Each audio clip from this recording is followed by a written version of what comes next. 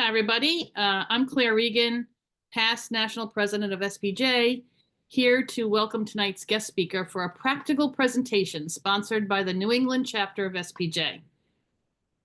Lucas Metropulos is an award-winning nonprofit fundraiser who has raised tens of millions of dollars for charitable causes, associations, and educational institutions across the U.S. and internationally.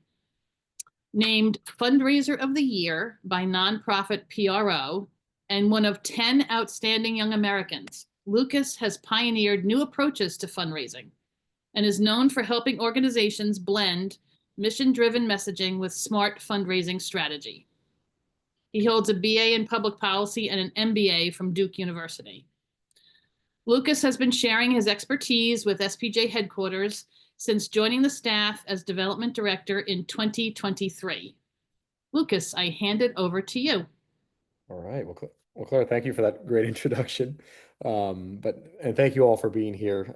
Adam always calls me, but we chatted recently and we were talking specifically about fundraising and about his chapter. And actually, Adam inspired me when I first started getting involved with SPJ to want to realize, also the great, even more so the power of the chapters in terms of all the great work being done across the country and even internationally, and sort of from a fundraising lens. And my experience, as Claire said, I've worked with a lot of different organizations in the past, all different shapes, all different sizes, all different causal areas. But for me, it always comes back to the relationships and the people. And SPJ has, a great network of people. And for me, I felt like it, from a fundraising sense, it hasn't really always been that cohesive. And there's a lot of great things going on at the chapter level. There's a lot of great ambitions at the national level.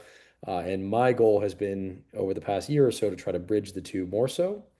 And so I'm happy, to be here tonight. One, just to share a few practical pieces, but also I hope to get to a point fairly quickly and invite you all to ask some questions or share specific things that might be happening at your own chapters. And again, ask any other questions you might have. So let's jump right in. All right. Hopefully my Wi-Fi holds up. So I'll just kind of breeze through some of the, you can read some of the titles. And I'm also happy to share this after with, hopefully, Adam, maybe we can circulate it a bit with everyone. Um, but as I said, I want to speak to sort of some basics of, many of you have been fundraising for years, probably for your chapters, either willingly or unwillingly. Um, but for me, just laying some of the basic kind of groundwork, and basic elements needed to kind of begin fundraising. So I'll breeze right through this. Um, but let's go ahead down here. So some of the challenges that I've seen, and I'm sure many of you have experienced, obviously, you all are volunteers, which for fundraising, it is great, right? It saves resources, but it can also be very limiting where you have a very transitional group trying to really maximize what they can raise. And I've seen this, and speaking to maybe 15 different chapters, I've seen the same thing over and over of a really wonderful group of people coming in, well-intentioned to fundraise, let's say for a specific event, for sponsorships, just for outright giving, but then they cycle off or they're not as involved anymore. Many of those relationships are kind of in limbo, not really centrally kept. So again, we have issues like low volunteer capacity, perhaps a lot of competition these days for donation dollars, often inconsistent funding. Often we can get a sponsorship one year, but then it becomes very challenging the next year.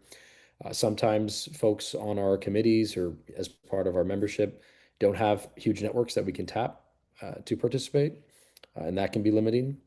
And then also just sometimes more limited public awareness around some of the needs. Oops, am I frozen? Here we go. So again, looking today, I wanted to get through sort of building out sort of a case for support. So why support us from a chapter level or even a regional level? Looking at trying to be more consistent with some of the resources we can sustain. I know Adam and I have spoken, let's say, about the New England chapter and kind of some of the ambitions there and what they've done with fundraising over the years and how can we make that more consistent from a wonderful group of people. And then also the outreach. This is a big thing I've noticed from a lot of chapters and even national in the past in terms of outreach happening from a lot of different angles, a lot of different people writing with different messaging, not consistently. and often confusing some key donors that might be supporting even multiple areas. And then the other piece that I've started to do with some chapters that have reached out for some help or that I've spoken with is to see how can we use some resources specifically in my department to help with fundraising even at the local level. So I've worked with like SPJ NorCal. I've helped them with some of their local events. We did some online platforms with that. Even with Adam, we were looking specifically at making more of a kind of a targeted spreadsheet and how we can kind of keep relationships and record them and move them forward. So talking through some of those pieces. When it comes to kind of what I keep calling a case, this is, I think, more important than ever right now. And I think there's a lot of obviously interest to support the press and help them and help journalists. And so, us making sure that we're crafting a case for ourselves that is clear, that also stresses some urgency. There's a lot of competing interests, as I've said right now, that you kind of get lost in the noise. And so part of it is saying, why is what we're fundraising for a priority right now? What can folks participate with? Not necessarily a very specific item, but often just the urgency of the matter in general. And then also the impact. How can different levels of support have different levels of impact on our chapters, on our regions, even at national? And then thinking through what sometimes I feel like folks are a bit dissociated from the impact that journalism has on their own local communities. And so it's making sure that we're sharing that in a way that shows people, why journalism matters and the work that journalists are doing. These are real people doing real work, and making sure people understand that and might be willing to support it. So again, as you guys, you're journalists, you do it all the time, but thinking through the stories and sometimes how can we translate some of these, wonderful written stories or stories about the work we've done at the local level all the way down to um, understanding how that messages to different people. What is it that folks are looking for from us, and how can we translate that? Okay. So thinking through some of the revenue streams, now I know every chapter is different. Some that I've spoken with have been around forever and are really robust. They even have, let's say, their own 501(c)(3) set up and they're kind of doing their own thing. Others do not, or others have lapsed in their 501(c)(3) status. And for some, they've relied on a handful of big donors, which is typical. Some have relied on a handful of big companies. And then some have had a lot of fluctuations, from COVID even to now. And so this is kind of just a quick little pie graph looking at some of the breakdown of some of the different buckets that can constitute some of the revenue streams, perhaps for a local chapter. I mean, one big one that Adam and I keep bringing you up, but we were just speaking about the other day is plan giving. There are a lot of wonderful journalists who are thinking about their legacy and specifically about how their legacy can benefit their local chapter, even regional or national. And that's a conversation I think is a big opportunity for a lot on the local level, the local chapters to even potentially work, let's say, with the foundation, um, or even if they have their own setup with 501(c)(3), but thinking through how can they not only be fundraising for the present, but looking to the future. If they have, let's say, specific scholarships or awards programs at the local level, how can we start thinking about some of these efforts that we need to fundraise as a volunteer group every year? How can we start thinking about that, as a more consistent and planning for it now versus in the future? Okay, keep going. Some pieces, these are just some quick tools, tactics I'll speak to, and I'm happy to answer questions afterwards as well. But again, looking at some of the free and low cost tools, I mean, many of you probably already use some of the basic ones, like, even like Google or SharePoint. But thinking through, if you guys at the chapter level don't have kind of a way to quickly communicate with your members, making sure that that's obviously an opportunity. I know there's a lot of members and kind of like affiliated or non-members. So thinking through how do you reach the whole audience around your chapters is important. And then what are you messaging for? And I think from a fundraising point of view, I always like to be very specific and not inundate people with fundraising requests.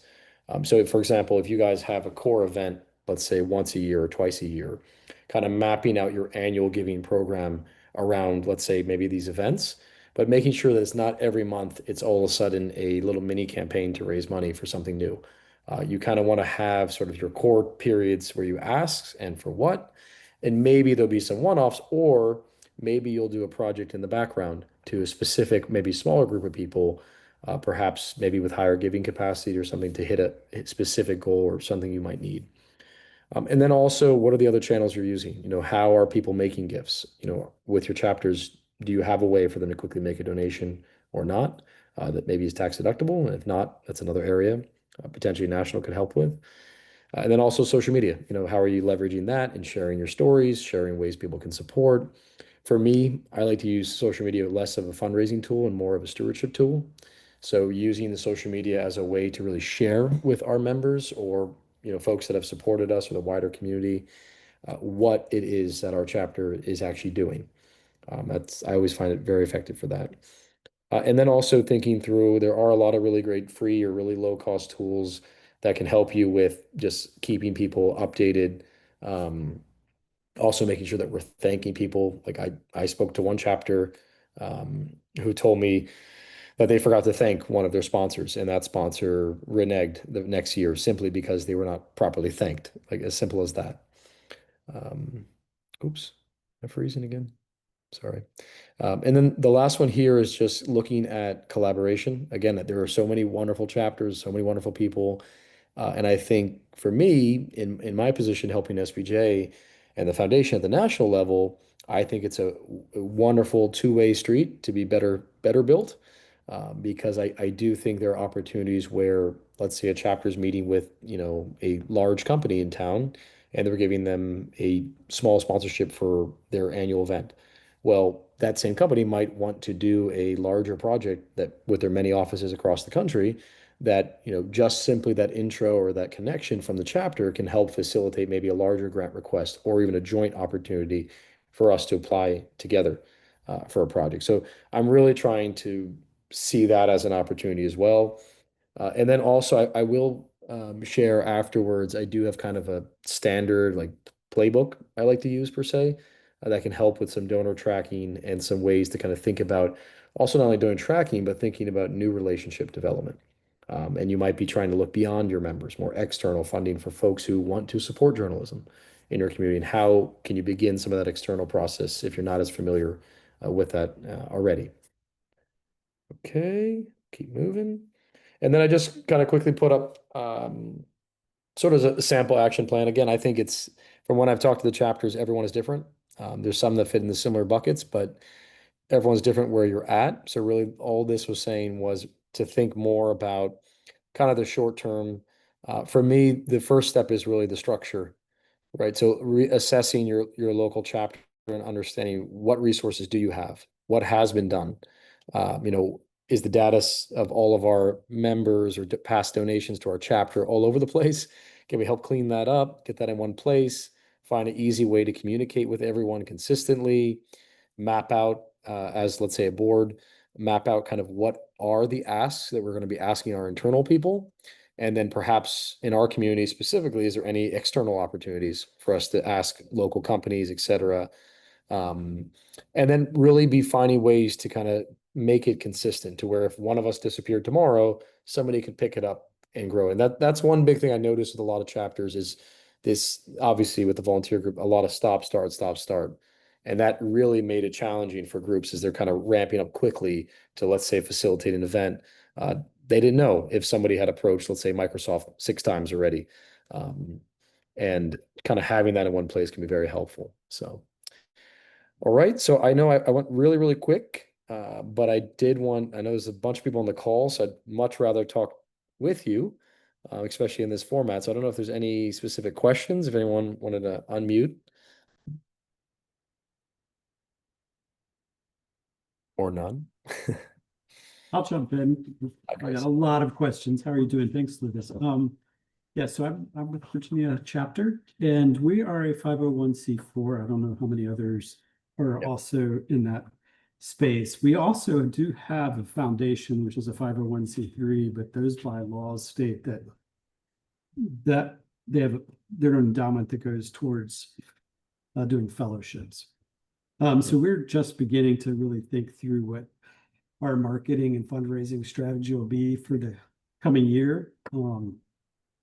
And so my question is, when you're starting to develop these conversations with people, to try to bring them along, obviously not getting that tax donation or tax write-off can be sometimes an issue for corporations or individuals. And I don't see how we're going to be able to use our foundation unless we're just giving them money for the fellowship. So if we're trying to build out programming with the money that we raise, how are you messaging, or how are other chapters messaging around that kind of fundraising?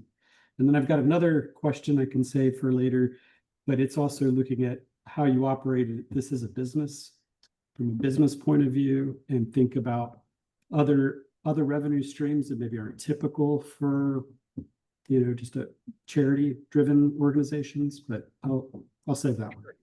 Yeah, I mean, I guess to your first question about the 501c4 and tax status, I mean, I will say it's a surprise to many, but actual US like tax deductibility is important, but I'll tell you that it's actually not the number one reason people give. It's top five for sure. It's like number two, three, but it's not always the top one. So I will say if someone is that committed to making a gift to you, it's not always just for a tax deduction. Now, unfortunately, psychologically, now a lot of U.S. donors, when they hear there's no tax deduction, it's like a red flag. Like, well, I'm making a donation. I don't understand. Why would it not be? And so that is always a little bit of a barrier. But I will say that's really where it comes down to having that direct conversation. And for many, depending their wealth status too, the tax deduction actually doesn't do much for them. But they don't know that, right? It's always just that feeling of like, wait, how is it not? So I will say being clear with sort of the why, the impact. Sometimes I've had people even make donations who are like, it's fine. I didn't need that tax deduction. It's fine.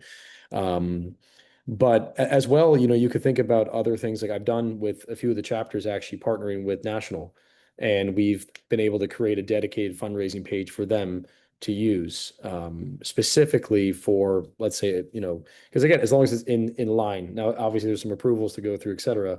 But if there is a need and you can't do it through your entity and you want to talk even offline, we can talk about that maybe to help you with some of the just general giving or for a project, et cetera. And then, sorry, the second part of that question.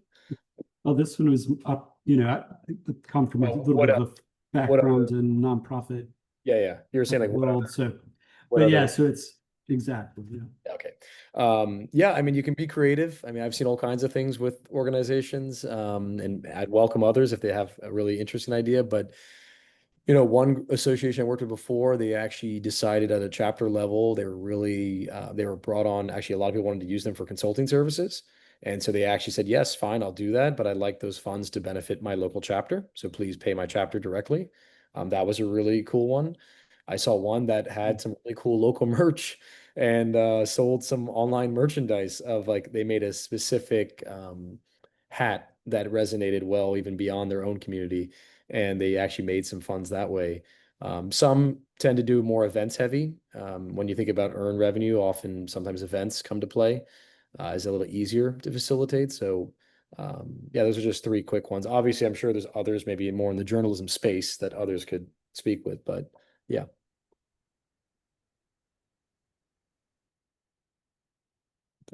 All right. Thanks, Chris. Any other questions real quick? I have one, Lucas. My name is Lisa. I'm the chapter president here in Indiana, and we are getting ready to launch a past presidents club. So I'm going to email all of the past presidents and ask them for a donation specifically for our scholarship fund. Do you recommend that we put a minimum, because I was going to ask everybody for a minimum of $100. Is that not enough? Too much? Most of the past presidents are retired, and they would have been in the industry when the industry was paying. So, or am I losing money by suggesting a dollar amount that might be lower than what they would come in at? Yeah, I think that my main question would be, do we feel like a lot of people would come under that?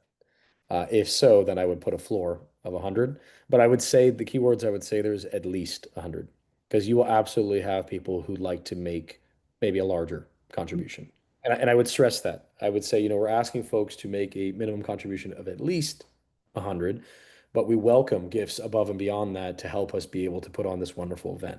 Like something that stresses like, hey, if we had more resources, we could do more, whereas a donor who could do more might.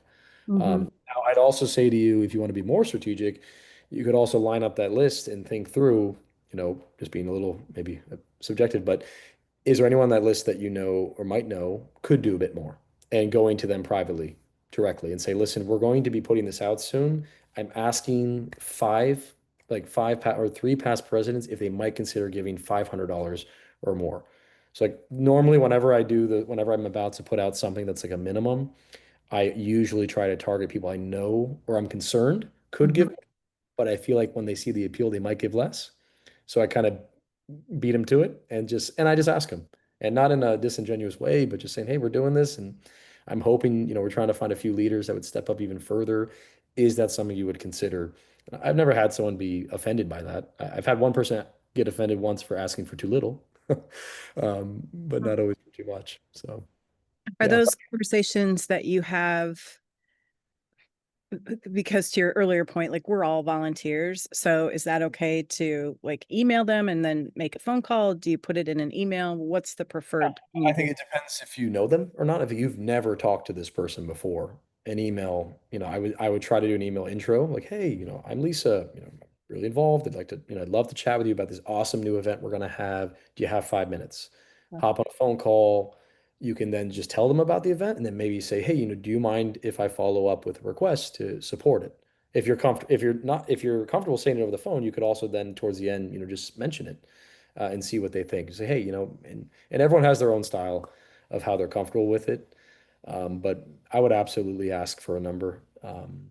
And I would say, phone, email, if you have time, and which I doubt you do, then you could consider doing like even an in-person chat. It just depends. It depends too on like the size of the gift. Like if someone could really do even larger, and you're like, you know what, maybe it's worth a quick coffee to get $1,000 gift. Okay. Thank you so much. Sure, thanks.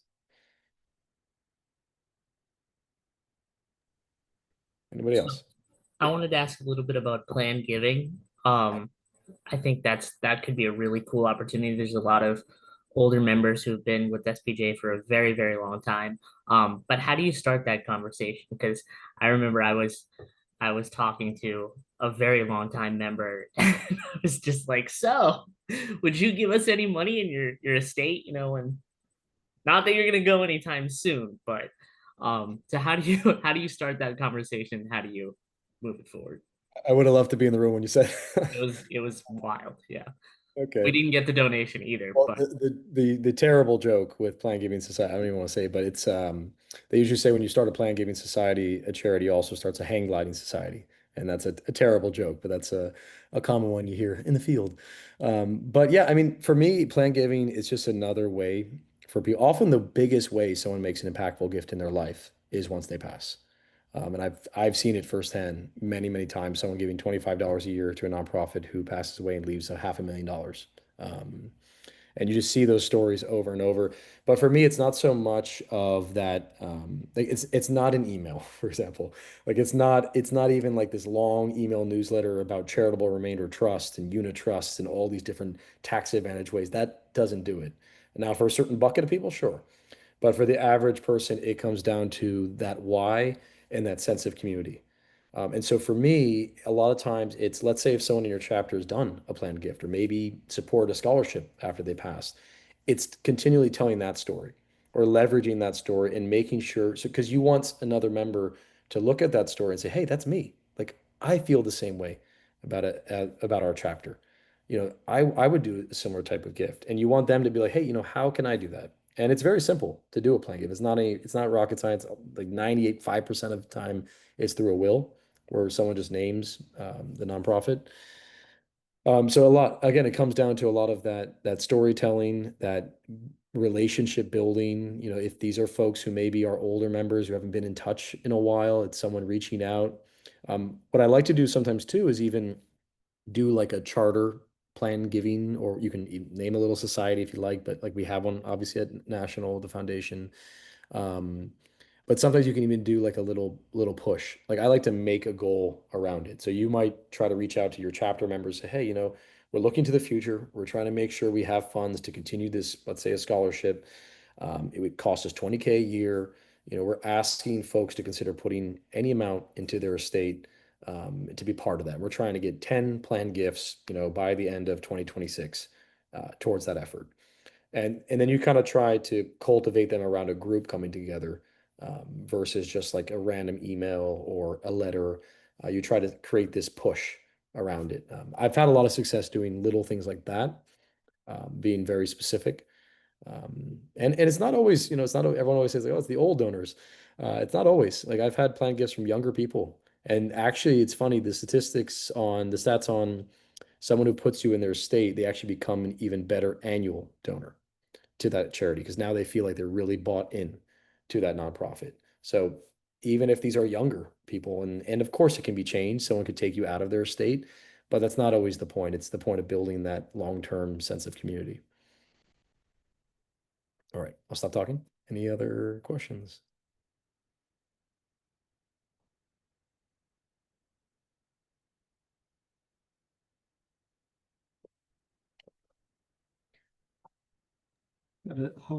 Since someone else is chiming, I'll chime in. I'm going on my second year, and that's the length of stint for a president in our chapter. I don't know if other chapters have similar bylaws, but when it comes to fundraising, there needs to be some amount of continuity so you can build those relationships.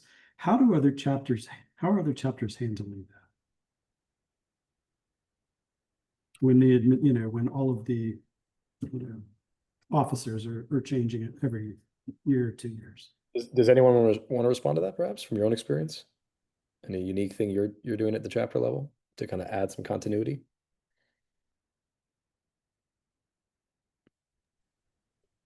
I don't know if it necessarily speaks to the fundraising side of it because we're still pretty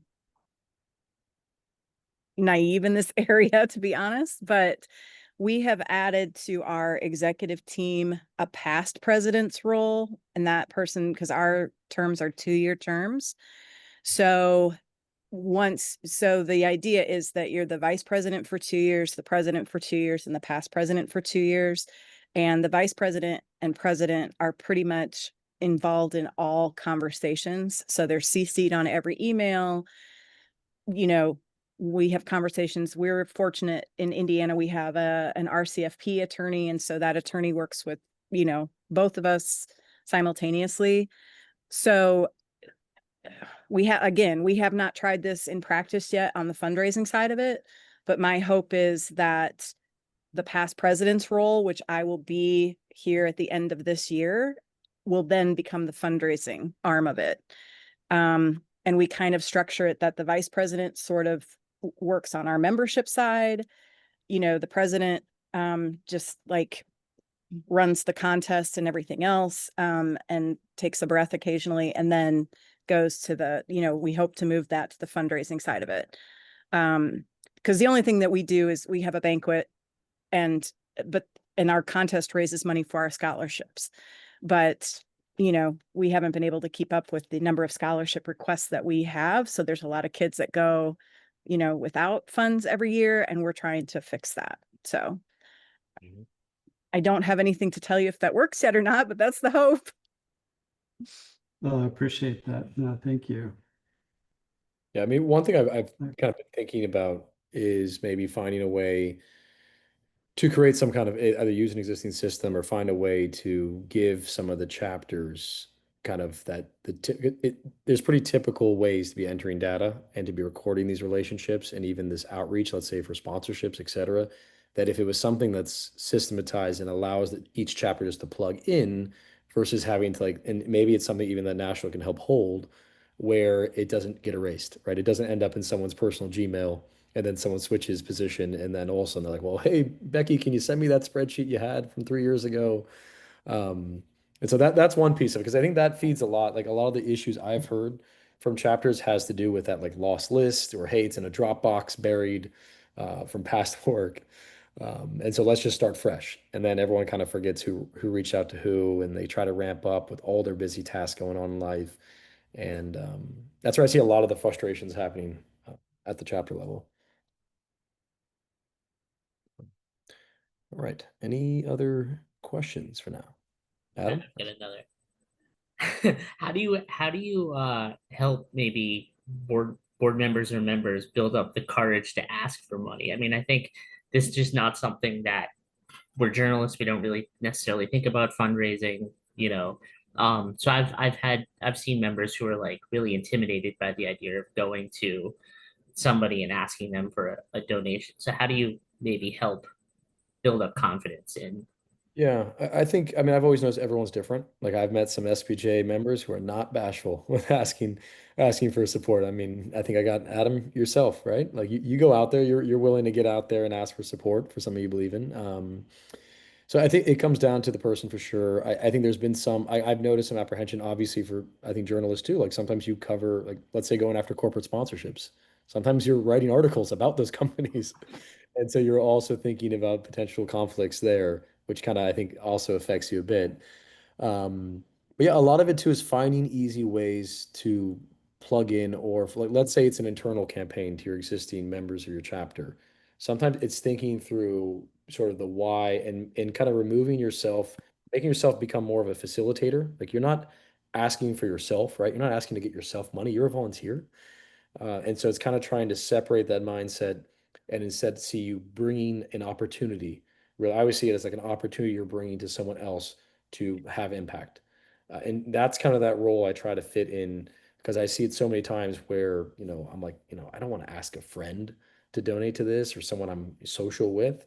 But sometimes you're like, you know what? Well, I'm giving to it. And, why can't I ask a friend to also give to something that's going to impact, our industry or our space? So, again, each person has kind of their why, and then some are not comfortable at all, and but they're comfortable bringing people to events. And I always say that's an easy one, right? If you're going to have an annual event to benefit your chapter, and some folks are, I'm not comfortable asking people for money, but I could buy a table, or I could get some friends together that could buy a table, or make a donation at the event, and that's fine too. So again, there's a lot of different ways for people to be helpful. I have a question for from the Washington DC chapter. We've been having a little conversation about whether or not to have a 501c3 without having you give a whole seminar on this. What would be the big pros and cons of doing it? To have your own or to not? To have one, we do not now. To have one, I mean, and this could involve accountants, this could involve like board. I'm not speaking on behalf of any national board or anyone like that. From my own experience, I think what I've noticed with a lot of the groups that have their own 501c3 set up across the country and not, let's say, using the foundation or national more, I think a lot of it's been built off of past experiences, and whether it was, I don't know if it was a lack of trust maybe, or a lack of, they wanted to have more control over the funds. But to me, honestly, I see a lot of redundancy having a lot of these different 501c3s across the country kind of doing very much similar work. So I think, again, it comes down to the pros would be having more control, you having your own board that's separate, that you can then choose to act and do projects that only you all decide are most beneficial. Sometimes having the 501c3 in your city or your state can also be a little more attractive sometimes to funders, external funders, because sometimes, let's say it's a local company in Nashville, Tennessee, and the nonprofit they're going to send the money to is in Milwaukee. They might be like, we want to support local. You're like, no, but we are local, but that's just yeah. So there is pros to having sometimes that very, very local control of the funds, use of the funds. Yeah, I mean, other groups might use a fiscal sponsor. They might use, let's say, like a national. But it just comes down, I mean, it is definitely more costs having it your own. It's more cost, it's more upkeep, right? If you miss your filings, it can be very frustrating for volunteer groups to try to come back and reinstate, et cetera. And it is costly. You have to keep up with filings in your state. You have to keep up with the annual filings of federal. So there's definitely, some cons to it. So yeah, I mean, it's just quick. Obviously, there's a lot more to be said. Right. And Thank you. Some might argue that one outweighs the other, but yeah. So Jody. I'm a little concerned about the trend of fewer journalists to enter the contest, thereby our moneymaker is falling short, a little shorter than historically. And I'm wondering if other organizations have any no-brainer organizations that they go to for donations that we just haven't thought of in your communities.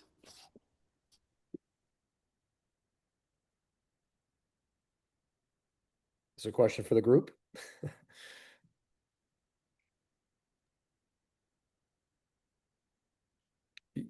So no brainer, like potential funders, external Yeah. funders.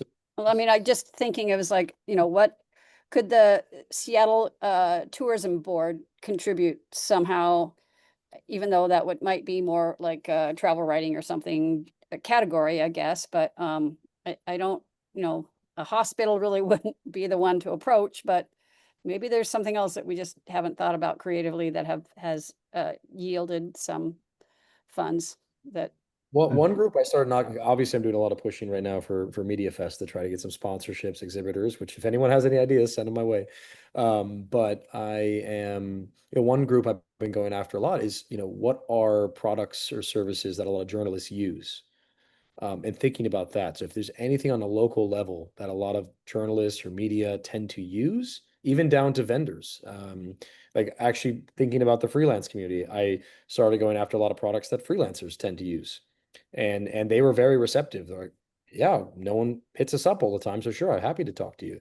So I think maybe for me, it's also thinking about what are the other groups that maybe aren't as hit up, but do have a relationship somewhat to our industry. I don't know anyone else. Well, a suggestion, I don't know if this is super profitable, but is there a media attorney or a media law firm in your community? They might be interested in helping out a journalism organization. Yeah, and community foundations also are pretty good spots, but I'm not sure, I know a lot of journalism organizations are going after those for nonprofit news organizations. So, how they would how receptive would they be to a chapter? I don't know. Jody, one thing we've tried to do, which doesn't get to sponsorship per se, but we're pretty good about asking people, like for our banquet, for example, would they be willing to do a portion of it in kind?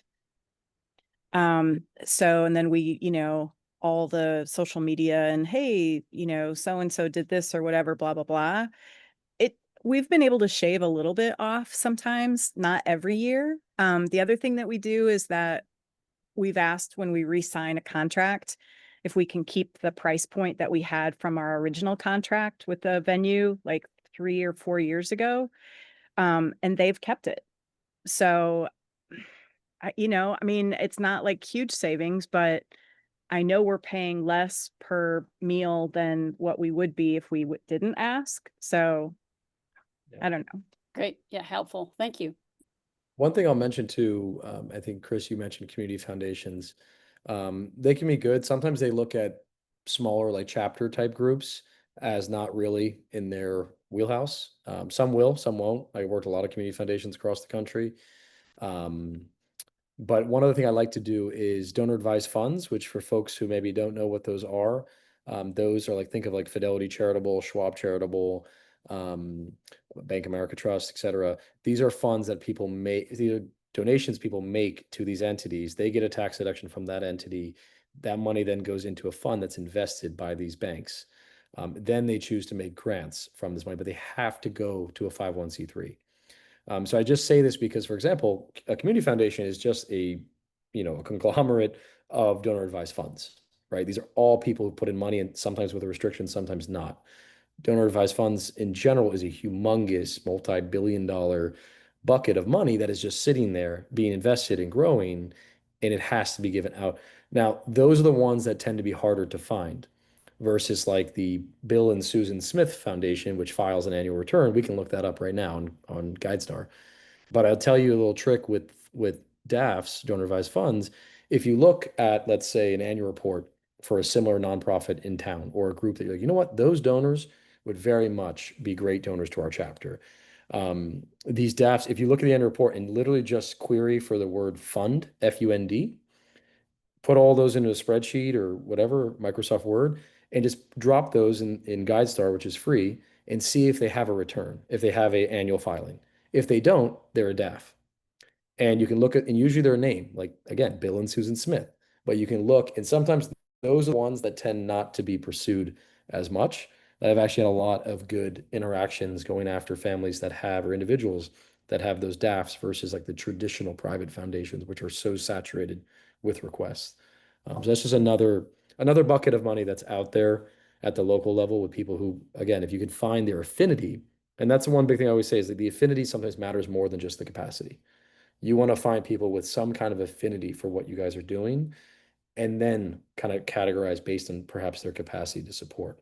That's always better results than just trying to say, you know what, Jeff Bezos has money. Let's all try to get his email and send him messages. I mean, you'll be going in circles for a while. So, all right. Sorry, I got a little excited. Any other questions? I think there's questions in the chat as well. Changes to public broadcasting in the years ahead. Yeah. Good point. But, any other questions for the group, for me? Any complaints? We can save that for another call. But yeah, and I'll also add, like I said, I'm available. I'll put my email in the chat. You guys can find me. But if you ever want to just talk one-on-one about kind of what you guys are doing, any advice I can offer or help, always happy to. Again, I think the chapters are really one of the greatest things SPJ has. And I do think also with some of my experience and resources, I can help you go even further. And so that's, and like I was just saying before, the prospecting of external relationships. Like I know, Adam, you and I hopped on a call and I went through some names with you. If you want me to help you, narrow down some prospects, I'm always happy to. I can only be helpful. So here's my email in the chat. Feel free to shoot me emails, or if you're Adam, call me anytime. You Adam, was there any regret other? saying that yet, so. I don't. I love the calls. I've got one last quick question. Are you going to be at the conference Yeah. in October? So we I can will. all bother you there. Yeah, I will be, and I don't have like a slated spot, but what I was thinking is maybe doing some office hours. And I'm happy to be there. And if you all want to come in one-on-one, or if you want to organize like a small group discussion, I think it's awesome. I love that you guys are talking to each other as well, specifically about fundraising. I think that's awesome. You guys have been through it as volunteers together. So I think you also have a lot to gain from talking to each other. So, I know Caroline's also planning the business meeting. So maybe there's some way, if we have all the chapters and communities in one room, it's another opportunity for you to talk about some of this stuff. So just throwing that idea out there. awesome. Thank you. All right. Good with any other questions?